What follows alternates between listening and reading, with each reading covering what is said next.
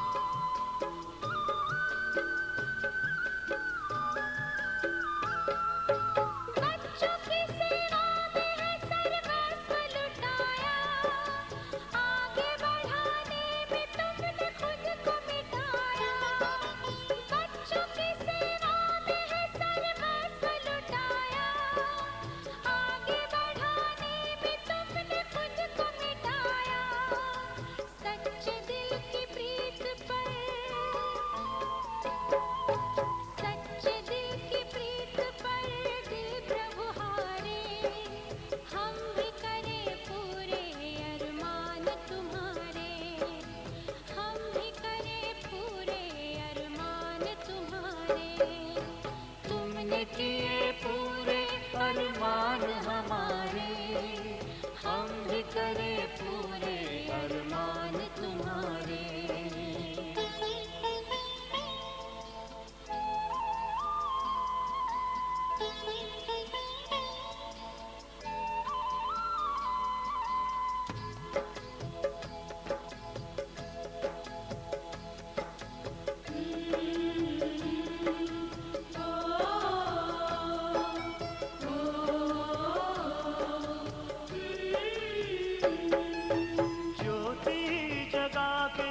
पुकार किया है, त्याग किया, सुख भरा संसार दिया है।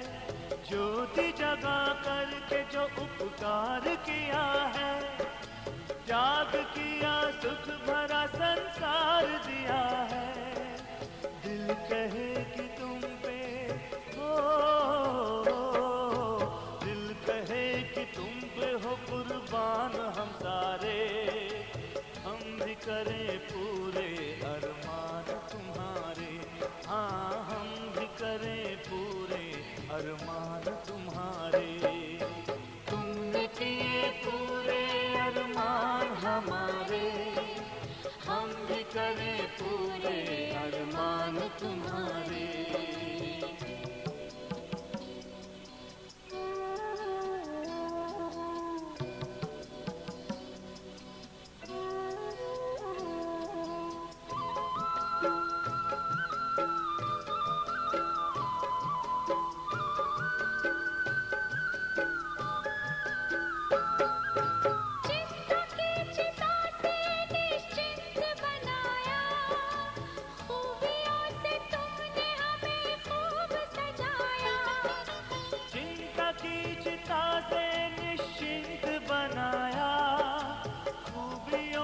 तुमने हमें खूब सजाया, भाग्य है जो साथ में, ओ भाग्य है जो साथ में भगवान हमारे, भाग्य है जो साथ में भगवान हमारे। हम भी करें पूरे अरमान तुम्हारे, हम भी करें पूरे अरमान तुम्हारे। किए पूरे अरमान हमारे, हम भी करें पूरे अरमान तुम्हारे, हम भी करें पूरे अरमान तुम्हारे।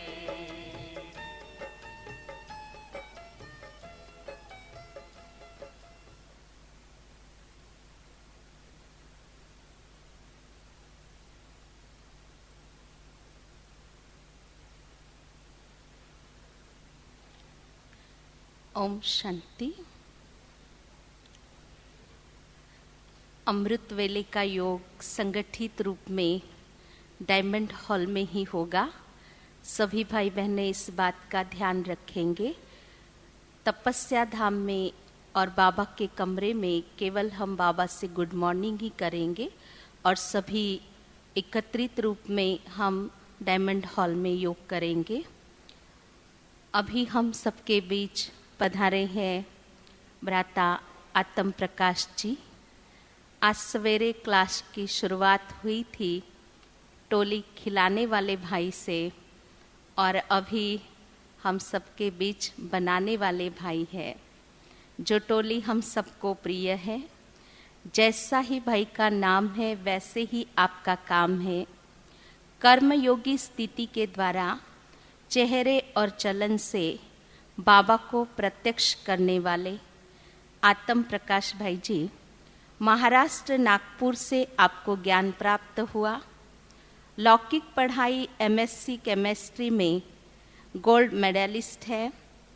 ज्ञान में 32 वर्ष से अलौकिक जीवन अपनाई है।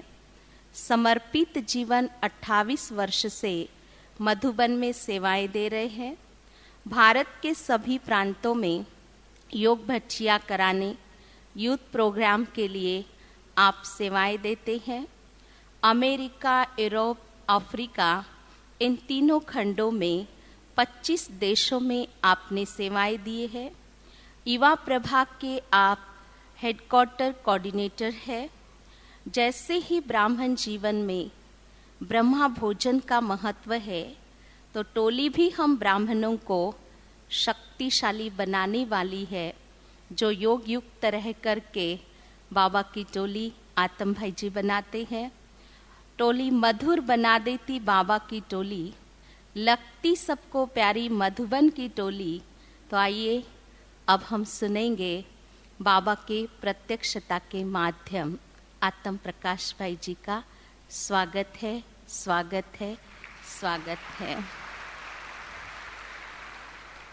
एक सूचना है, जिस किसी को भी हर एक भाई बहन अपने सामान की स्वयं संभाल करे।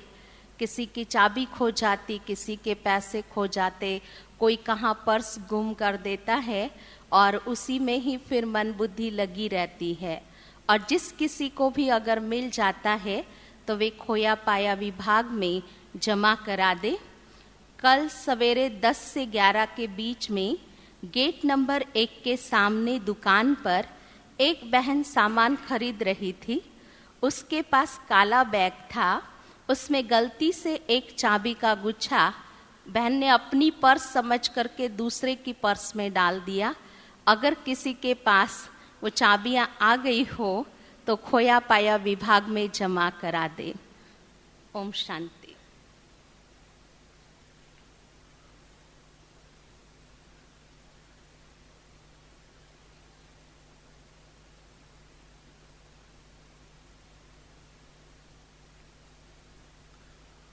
ओम शांति।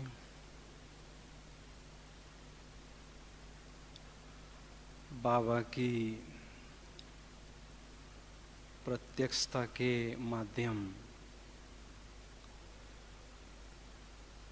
जब हम किसी चित्र को देखते हैं तो चित्रकार की हमें याद आती है। जब किसी सुंदर मूर्ति को देखते हैं तो मूर्तिकार की याद स्वतः ही आती है। और जब किसी सुंदर रचना को देखते हैं तो रचयिता की याद हमें स्वतः ही आती है। तो भगवान जो रचयिता है उनके हम बच्चे हैं रचना। तो बाप की प्रत्यक्षता के लिए रचयिता की प्रत्यक्षता अगर हम करना चाहते हैं तो उसके लिए आवश्यकता है स्वयं के स्थिति को श्रेष्ठ बनाने की। अगर हम सुंदर भगवान की रचना बनना चाहते हैं तो आवश्यकता है विशेष 5 बातों पर पुरुषार्थ करने की। उन बातों पर अगर हम पुरुषार्थ करते जाएंगे तो निस्संदेह बाबा की प्रत्यक्षता में हम पूरा योगदान दे सकेंगे। तो सबसे पहली बात है, स्वयं को चलता फिरता चैतन्य म्यूजियम समझें। जब हम किसी म्यूजियम में जाते हैं, वहाँ की जो बातें हैं, वहाँ की जो मूर्तियाँ हैं, उनको देखते हैं तो हमें विशेष ज्ञान प्राप्त होता है, प्रेरणाएं प्राप्त होती है, किसी न किसी प्राप्ति की अनुभूति जरूर होती है। तो ऐसे ही हम जब स्वयं को चलता फिरता म्यूजियम अनुभव करेंगे तो स्वतः ही हमारे जीवन रूपी म्यूजियम में देखने वालों को कई बातें देखने के लिए मिल सकती हैं, जिसमें कई गुण हैं, कई विशेषताएं हैं, कई प्राप्तियां, कई प्रेरणाएं हमारे चेहरे द्वारा और श्रेष्ठ स्थिति के द्वारा हो सकती हैं। जैसे हमने देखा कि ब्रह्मा बाबा को चलता फिरता म्यूजियम के रूप में सभी बच्चे अनुभव करते थे। बाबा के जीवन में कई बातें बहुत गहराई से हमें देखने के लिए मिलती थी। जैसे गायन है, नयन कमल, मुख कमल, कर कमल, पद कमल, तो ऐसी कर्मेंद्रियों की संपूर्ण जो शीतलता है वो हमें उनके जीवन में दिखाई देती थी। लेकिन ऐसी श्रेष्ठ स्थिति का राज क्या था, ये जानना जरूरी है। बाबा की जो श्रेष्ठ स्थिति थी उसका राज था कि बाबा चलते फिरते स्वयं के निराकारी स्वरूप को या फरिश्ता स्वरूप की स्मृति में रहते थे, जिससे साधारण जो शरीर है, स्थूल शरीर है, उसकी विस्मृति हो जाती थी और देखने वालों को वो अनोखा स्वरूप ही बाबा का नजर आता था। तो इसलिए हम स्वयं को चलता फिरता अनुभव करने का अभ्यास बढ़ाते चलें। दूसरी बात है, हम अल्लाह लोग हैं, इस स्मृति में सदा रहें। अल्लाह लोग उन्हें कहते हैं जिन्हों का अल्लाह से असीम प्यार होता है, जिन्हों का अल्लाह से डायरेक्ट संबंध होता है। दुनिया में लोग अल्लाह को मानते हैं, लेकिन अपरोक्ष रूप में, इनडायरेक्ट रूप में उनको वो अनुभव करते हैं। यहाँ हम भगवान के डायरेक्ट बच्चे स्वयं को अनुभव करते हैं। तो अल्लाह लोग की स्मृति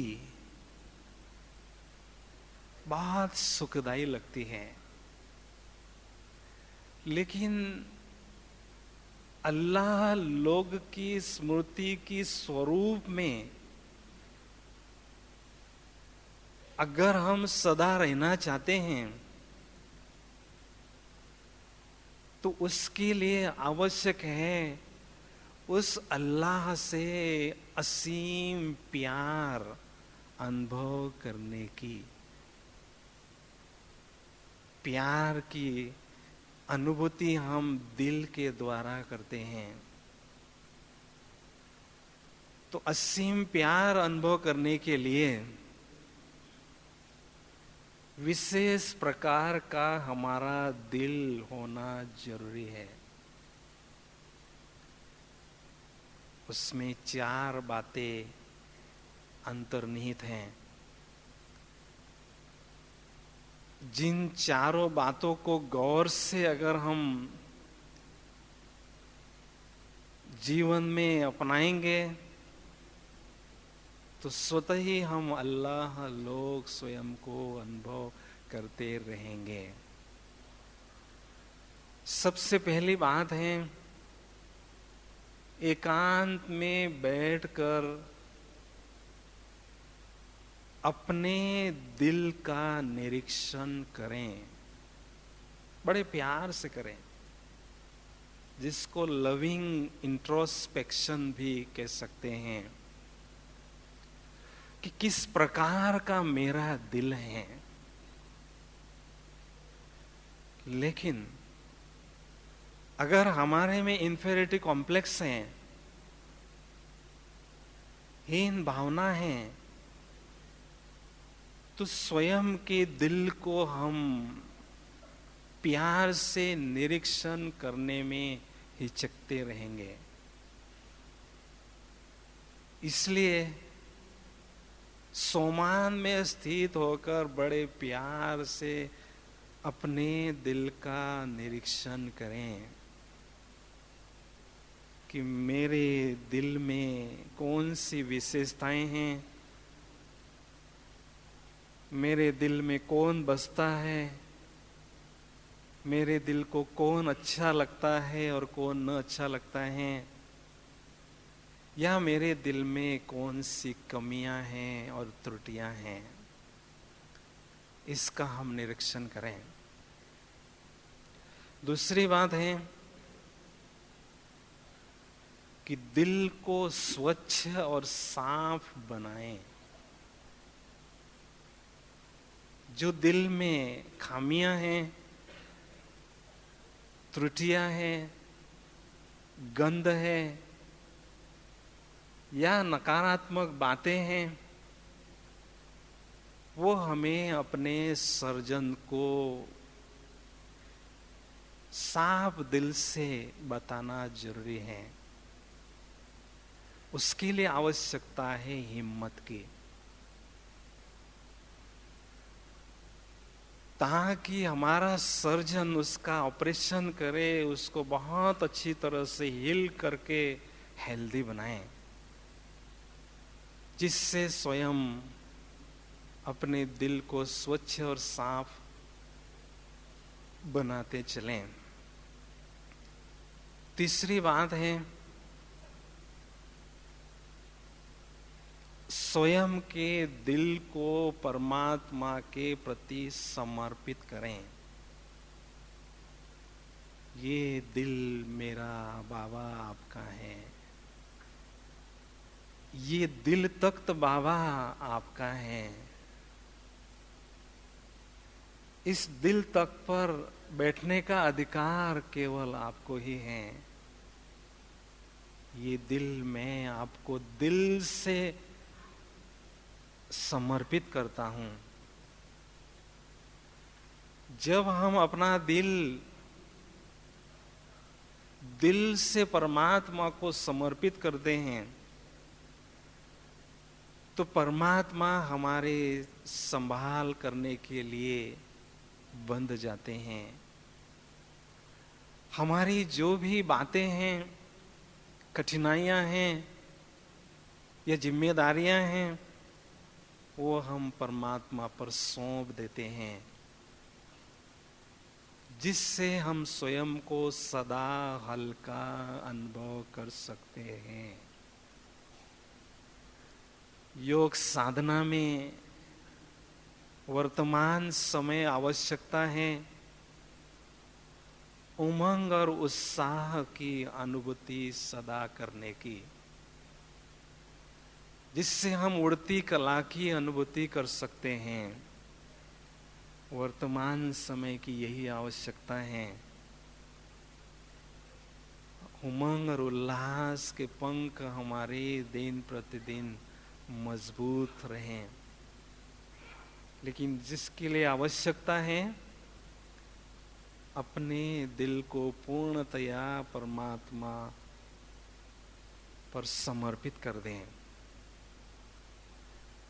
चौथी बात है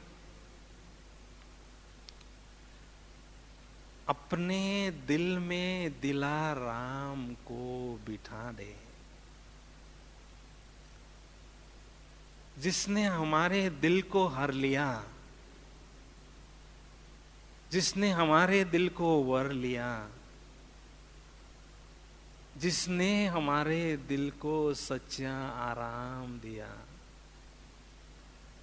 उस दिलाराम को हमें अपने दिल रूपी मंदिर में बिठाना है।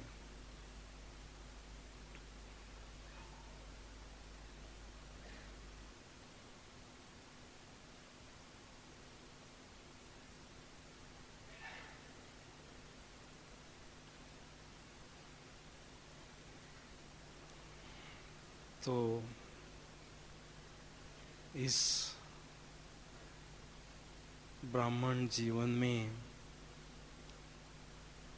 बाबा ने हमें सर्व प्राप्तियों से भरपूर कर दिया है। सभी इच्छाएं हमारी पूरी कर दी हैं। एक ही अंतिम आस सदा हमें रहे कि मेरे दिल रूपी मंदिर में सदा उस एक दिलाराम के ही प्यार का दिया अखंड जलता रहे और मैं सच्ची योगीन बनकर इस संगम युग की हर पल और हर घड़ी उसके ही महिमा के गीत गाती रहूं और गुनगुनाती रहूं और अतीन्द्रिय सुख के झूले में झूलती ही रहूं। तो इस प्रकार से इन चारों बातों को जितना हम अभ्यास में लाते जाएंगे उतना वास्तविक रूप में अल्लाह लोग के रीति से हम स्वयं को अनुभव करते रहेंगे। तीसरी बात है स्वयं को सदा परमात्मा के संदेश वाहक समझें, पीस मैसेंजर समझें। क्योंकि हम देखते हैं किसी एक देश का राजदूत अगर दूसरे देश में जाता है राजदूत बनकर, तो भले वो दूसरे देश में रहता है लेकिन हमेशा अपने देश के बारे में ही सोचता है। देश का भला कैसे हो उसी चिंतन में रहता है और उसी कार्य में व्यस्त रहता है। सदा उसे स्मृति रहती है कि मैं इस देश का राजदूत हूं। तो ऐसे ही हम स्वयं को जब संदेश वाहक भगवान के समझते हैं तो भले हम इस पराई दुनिया में रहते हैं लेकिन जिसका संदेश वाहक हम हैं और जो संदेश हमें देना है उसी स्मृति में सदा अनुभव करते रहेंगे। और जैसे जैसे हम संदेश वाहक बनकर सेवा में बड़ी तत्परता से रहेंगे तो स्वतः ही उनका दिल हम जीत सकते हैं। कोई राजदूत अपने देश के लिए बहुत लाभदायक कार्य करता है तो उसको विशेष सम्मानित भी किया जाता है, उसको विशेष प्रेजेंट भी दी जाती हैं। तो ऐसे ही हम भगवान के संदेश वाहक बनकर बहुत अच्छी तरह से सेवा का कार्य निभाते हैं तो बाबा हमें विशेष वरदानों रूपी गिफ्ट देते ही रहते हैं। उनका हमें दिल जीतना है। तो संदेश क्या देना है और किसका संदेश देना है, उसी की स्मृति हमेशा हमारे दिल में पनपती रहेगी। सेवा हम करते रहेंगे लेकिन खुदाई किस्मतगार अनुभव करते हुए रहेंगे। सेवा में अथक बनकर तत्पर रहेंगे क्योंकि उस सेवा की प्राप्ति बड़ी जबरदस्त है, वो हमें मेवा के रूप में मिलती ही रहती हैं। तो इसलिए संदेश वाहक हम स्वयं को समझते चलें। दूसरी बात है चौथी कि सदा रहे नारायणी नशे में चूर। नारायणी नशे में सदा चूर रहे। क्यों रहे? क्यों ये आवश्यकता है? जितना नारायणी नशे में रहते हैं उतना ये दुख की दुनिया से दूर हम रहते हैं। लोग लौकिक नशा लेते हैं अपने दुखों को भूलने के लिए, थकावट को मिटाने के लिए। तो ऐसे ही इस नारायणी नशे में जब हम चूर रहते हैं तो इस दुख की दुनिया से दूर रहते हैं और बहुत हल्के फुल्के रहकर सदैव एक अलौकिक मस्ती में हम सदा रहते हैं। हमने देखा बाबा के चेहरे में हमेशा मौलाई मस्ती दिखाई देती थी। बाबा का साधारण तन था लेकिन स्थिति बाबा की असाधारण थी। चेहरे पर हमेशा नारायणी नशा दिखाई देता था, अनुभव होता था। क्यों? भले मैं अभी बूढ़ा हूं लेकिन कल ही मैं मिचनू कृष्ण बनने वाला हूं, कल ही मैं नारायण बनने वाला हूं। तो उस सोमान के स्वरूप में रहने से साधारण तन का तथा वृद्ध तन का बाबा को भान नहीं रहता था। तो ऐसे ही हम भविष्य पद की प्राप्ति के नशे में रहें। संगम युग में जो भगवान की हमें पालना मिल रही है उसकी नशे में रहें। जो हमें अथाह प्राप्तियां परमात्मा से हो रही हैं उन प्राप्तियों के स्मृति के नशे में रहें तो ऑटोमेटिक एक मौलाई मस्ती की अनुभूति हमें होती रहेगी। लेकिन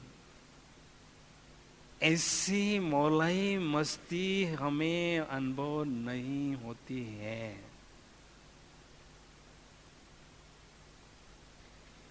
इतनी बड़ी हस्ती की प्राप्ति हमें हुई है, दुनिया की सर्वोच्च सत्ता मुझे मिल चुकी है। मुझे उसने अपने बच्चे के रूप में स्वीकार किया है। फिर भी वो नशा मेरे चेहरे पर नहीं दिखाई देता है। इतनी अविनाशी प्राप्तियां होते हुए भी वो चेहरे पर नजर नहीं आती हैं। कारण क्या हो सकता है? उसका कारण एक ही है, बड़ी मेहनत से जो हमें मिला हुआ सोमान का सिंहासन है, जो भगवान ने हमें दिया है, कई जन्मों की कड़ी तपस्या के बाद हमें वो आसन मिला हुआ है।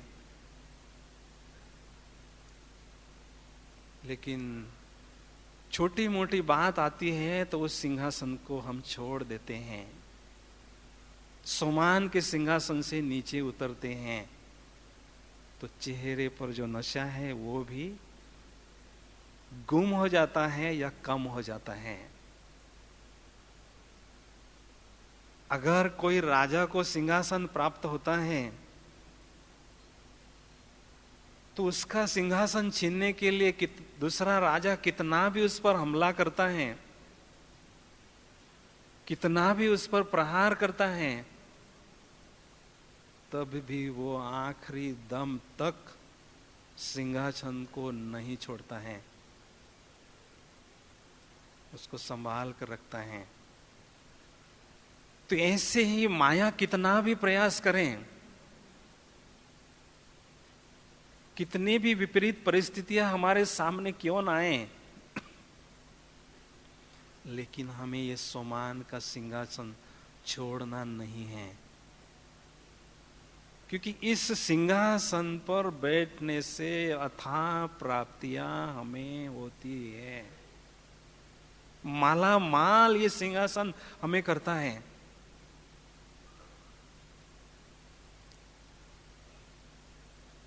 और भगवान ने हमें दिया है, हमें नहीं छोड़ना है इसको।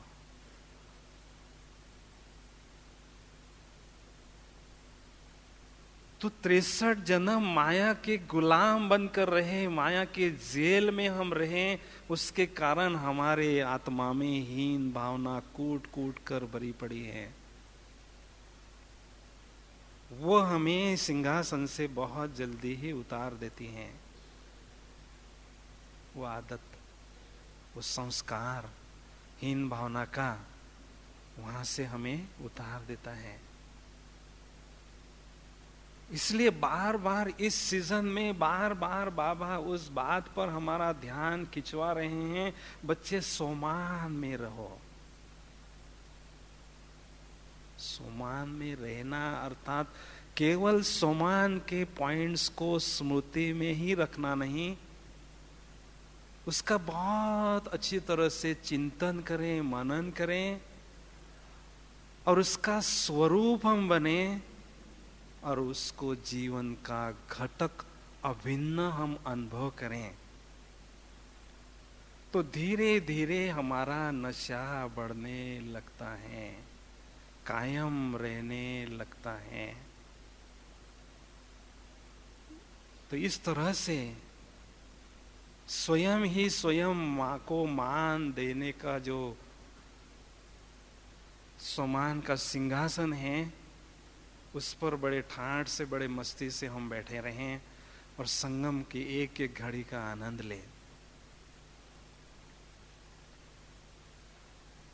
तो इसलिए नारायणी नशे में रहने से चेहरे पर वो अलौकिकता स्वतः ही नजर आएगी।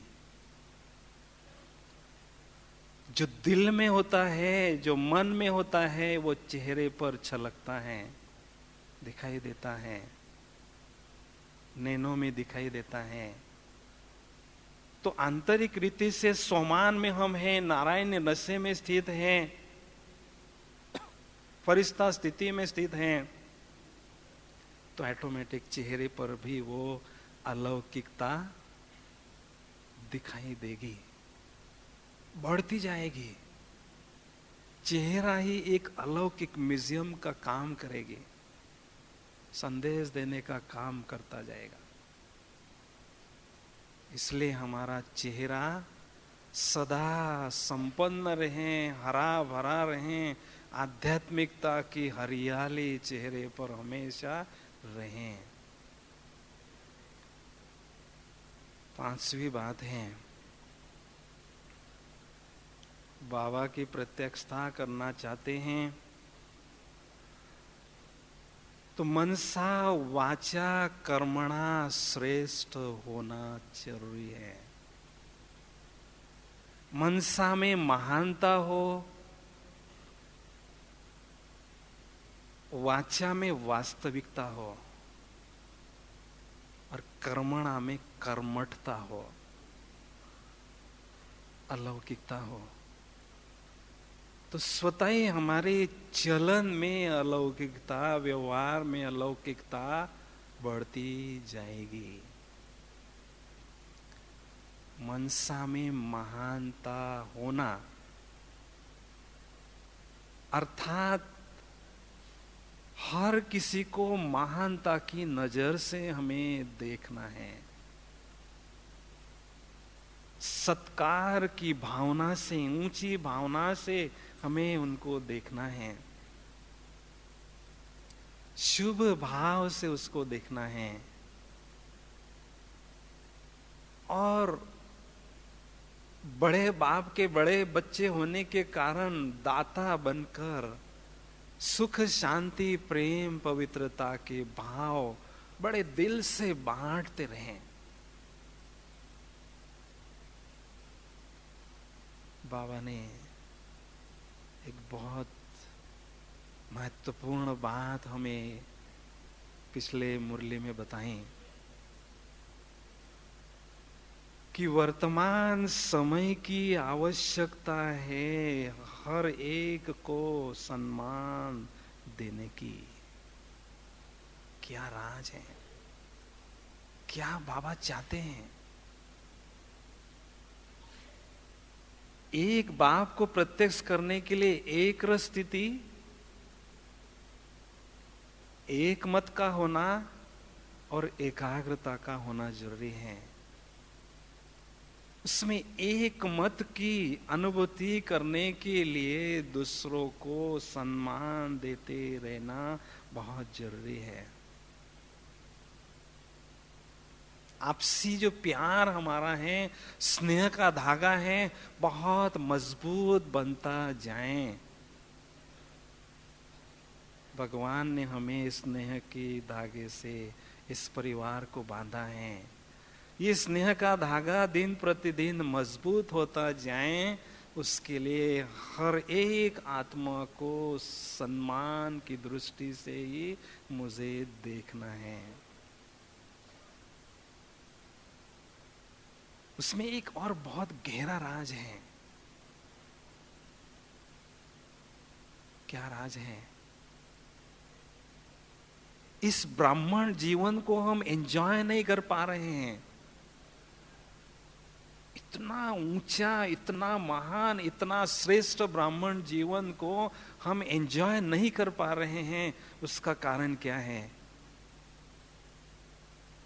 एक तरफ तो हम पुरुषार्थ के द्वारा शक्तियां जमा करते हैं, और दूसरी तरफ दूसरों के द्वारा व्यर्थ संकल्प और नकारात्मक संकल्प रूपी लीकेज से शक्तियों को नष्ट करते हैं, जिससे स्वयं को खाली अर्थात खोखलापन की अनुभूति हमें होने लगती है। समय कह रहा है स्वयं को मारामार करो, मालामाल करो, भरपूर करो। इसलिए ये लीकेज बंद करना बहुत जरूरी है। इसलिए मन में हमेशा महानता का होना बहुत जरूरी है। दूसरी बात है, वाचा में वास्तविकता हो, सत्यता हो। दुनिया में सत्य को ही ईश्वर कहते हैं। सत्य का इतना महत्व है। अगर हमारी वाणी में वास्तविकता है तो हम दुनिया से न्यारे लगने लगते हैं। दुनिया से हटकर असाधारण के रूप में हमें लोग देखने लगते हैं। बाबा की प्रत्यक्षता करने में बहुत महत्वपूर्ण भूमिका निभा सकती हैं हमारे बोल मीठे। हमारी वाणी में सदा वीणा बजता रहे। वाणी में वीणा, ज्ञान की वीणा। जब वीणा बजती है, मधुर स्वर से दूसरों को वो आनंद देती हैं। तो ऐसे हमारे वाणी में मीठी स्वर की मधुर जो वीणा है बजती रहे। अमृतमय वाणी हमारी हो। आत्माओं को हिम्मत देने वाले, उमंग देने वाले, उत्साह देने वाले बोल हमारे हो, तो ऑटोमेटिक हमारे व्यवहार में, चलन में अलौकिकता आ सकती है। क्योंकि हमारे मन के जो भाव है हमारे बोल से व्यक्त होते हैं। सामने आने वाले व्यक्ति को किस भाव से हम देख रहे हैं वो हमारे बोल बताते हैं। दुनिया में लोग मीठे बोलते हैं एक दो से, लेकिन पोस्ट और पोजीशन को देखकर बोलते हैं। लेकिन उससे भी हटकर, उससे भी बढ़कर छोटे बड़े का भान भूलकर जब हमारे मुख में मिठास आती है, मधुरता आती है, अमृतमय वाणी बनती है, तो बाबा को प्रत्यक्ष करने में बहुत भूमिका वो निभा सकती हैं। तीसरी बात है,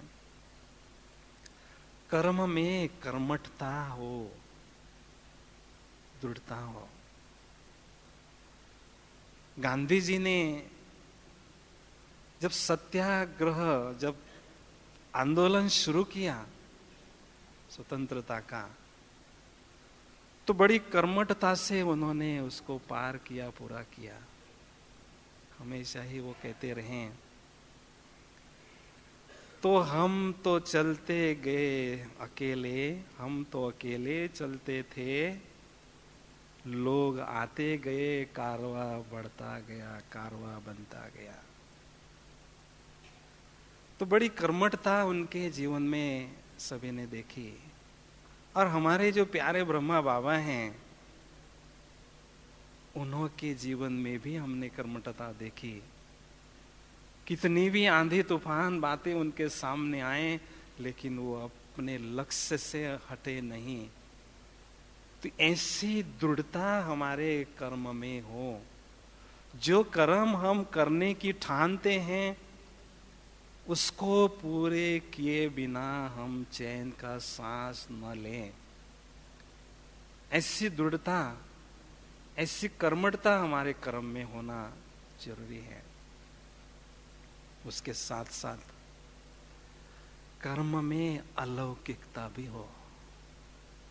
कैसे आएगी अलौकिकता? सेवा क्षेत्र में चलते फिरते हम स्वयं को कर्म योगी फरिश्ता समझें। फरिश्ता के रूप में हम सेवा के क्षेत्र में आए हैं। धैर्य, शांति और स्नेह रूपी दिव्य अस्त्र भी हमारे साथ हैं, जिससे सेवा निर्विघ्न रीति से हम पार करते ही जाते हैं। क्योंकि जैसी हमारी स्थिति होती है आंतरिक, सेवा करते समय वो ऑटोमेटिक देखने वालों पर प्रभाव डाले बिना नहीं रहती है। इसलिए चलन के द्वारा अलौकिकता दिखाई दें, उसके लिए आवश्यकता है आंतरिक अभ्यास करने की, कि मैं चलता फिरता कर्म योगी फरिश्ता हूं। अभी हम देखते हैं कि इस आध्यात्मिक मार्ग पर चलते चलते कभी कभी ऐसी कुछ विकट परिस्थितियां आती हैं, समस्याएं आती हैं, लेकिन इस साधना के मार्ग पर चलने वाले साधक को हमेशा ध्यान में रखना है कि कभी भी समस्या में मुझे उलझना नहीं है। क्यों? क्योंकि समस्या में उलझने से बड़ा भारी खर्चा होता है। कैसे? जब समस्या आती है तो योग तो लगता नहीं, कमाई तो होती नहीं, दूसरी तरफ माया का व्यर्थ संकल्पों का तूफान उठता है, जिससे बहुत कुछ शक्तियां हमारी नष्ट होती है, दिवाला निकलता है। इसलिए सदा इजी नेचर हमारा हमें बनाना है। कोई भी बात आती है, कोई भी समस्या आती है, हम इजी रहें। इजी रहने से उसमें हम उलझते नहीं हैं, सुलझे हुए रहते हैं। इसलिए इस बात पर ध्यान देना बहुत जरूरी है। दूसरी बात है कि जो होशियार पुरुषार्थी होते हैं वो सदा होश में रहते हैं। होशियार पुरुषार्थी सदा होश में रहते हैं, अलबेले नहीं रहते हैं। बाबा ने हमें एक तरफ चेतावनी दी है, 6 मास में मैं आपके चलन और चेहरे में अलौकिकता देखना चाहता हूं। दूसरी तरफ हम देख रहे हैं प्राकृतिक आपदाएं भी हमें चेतावनी दे रहे हैं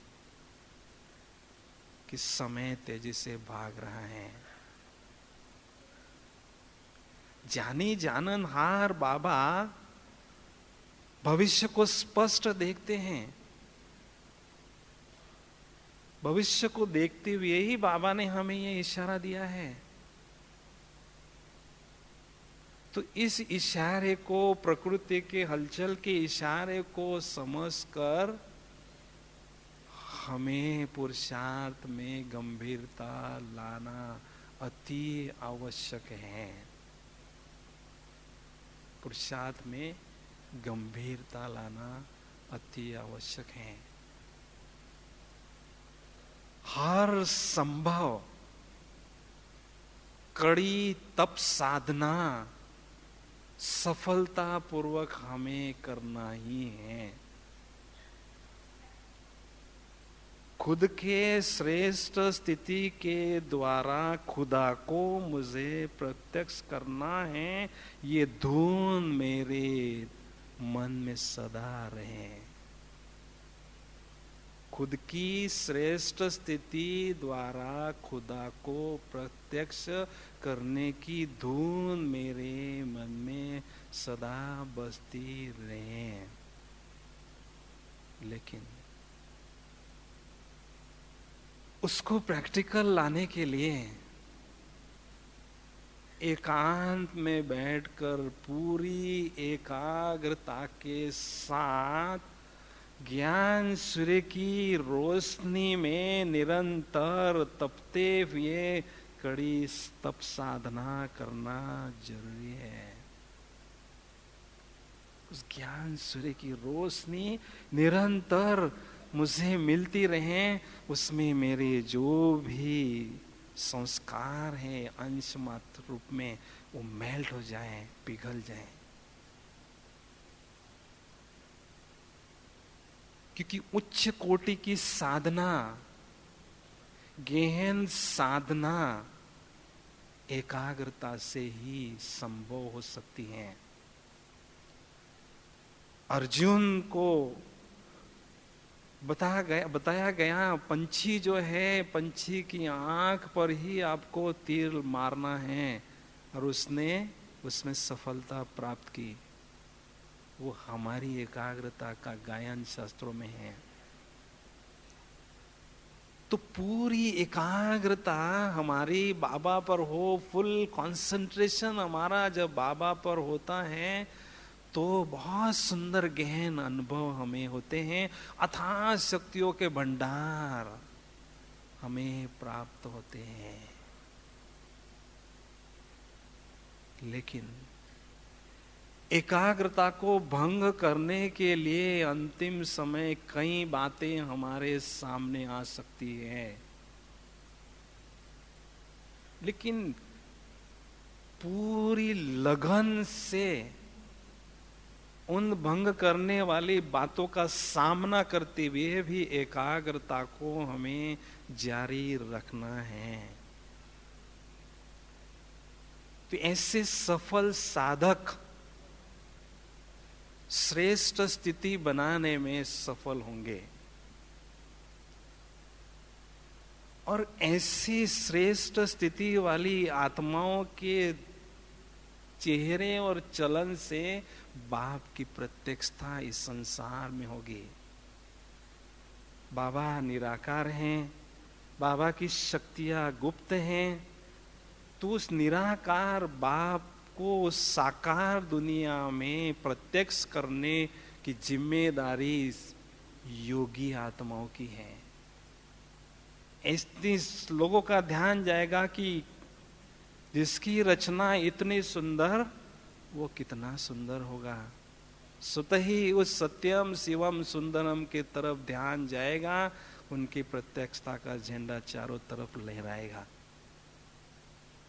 सभी आत्माओं को जैसे यज्ञ के शुरू में साक्षात्कार की धूम मची थी, ऐसे ही यज्ञ की समाप्ति में भी,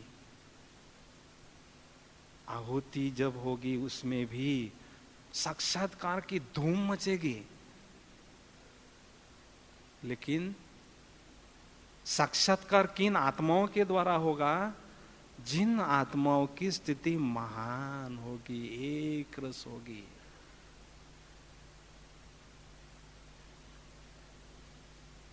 जैसे हम देखते हैं दूर किसी देश में कोई क्रिकेट मैच चलती है, तो किसी भी दुनिया की कोने में मैच चलती है, लेकिन हम सामने टीवी में उसको देख सकते हैं। किस आधार से देखते हैं? सैटेलाइट के द्वारा कम्युनिकेशन होता है, और उसके द्वारा हमें वो साक्षात्कार उसका होता है। तो ऐसे जो बहुत दूर बाबा है, भगवान के साथ में बुद्धि की तार हमारी जुटी हुई रहेगी, बुद्धि का वायरलेस जुटा हुआ रहेगा, तो वहाँ बाबा के पास रहकर भगवान के साथ अनेक लीलाएं हम अनुभव करते जाएंगे, और दुनिया वाले हमारे चेहरे द्वारा, नयनों के द्वारा वो टीवी में परमात्मा की लीलाएं देखेंगे। और चारों तरफ ये एक आवाज गूंजेगी कि वाह भगवान, वाह आपकी लीला जो है अद्भुत है, आपकी लीला जो है निराली है। तो ये उनकी जो लीला की आवाज है वो उस चारों तरफ गूंजेगी, और ऐसी योगी आत्माओं के द्वारा प्रत्यक्षता का झंडा भी चारों तरफ लहराएगा। तो इसलिए हमें जो बाबा ने होमवर्क दिया है, हम बच्चों से जो बाप की आस है, क्या आस है? कि मेरा जो हर बच्चा है, हर लाल जो है संपूर्ण बन जाए, संपन्न बन जाए, और मेरे प्रत्यक्षता के कार्य में सहयोगी बने।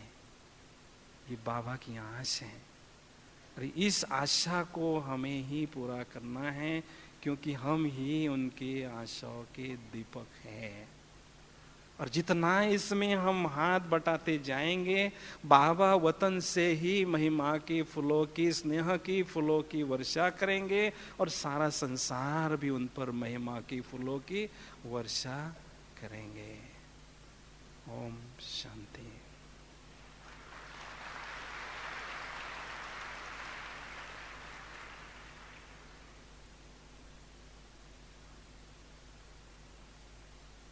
ओम शांति। बहुत बहुत धन्यवाद भ्राता आत्म प्रकाश भाई जी। खास अनाउंसमेंट है कि अमृत वेले का योग डायमंड हॉल में होगा और उसमें खास ये अनाउंसमेंट आई है कि सभी आंखें खोलकर योग करेंगे, क्योंकि जागरण चैनल पर लाइव टेलीकास्ट होता है। अगर किसी को नींद आए तो वो फ्रेश होकर आए, इसलिए स्पेशली अमृत वेले के योग में सभी आंखें खोलकर योग करेंगे। ओम शांति।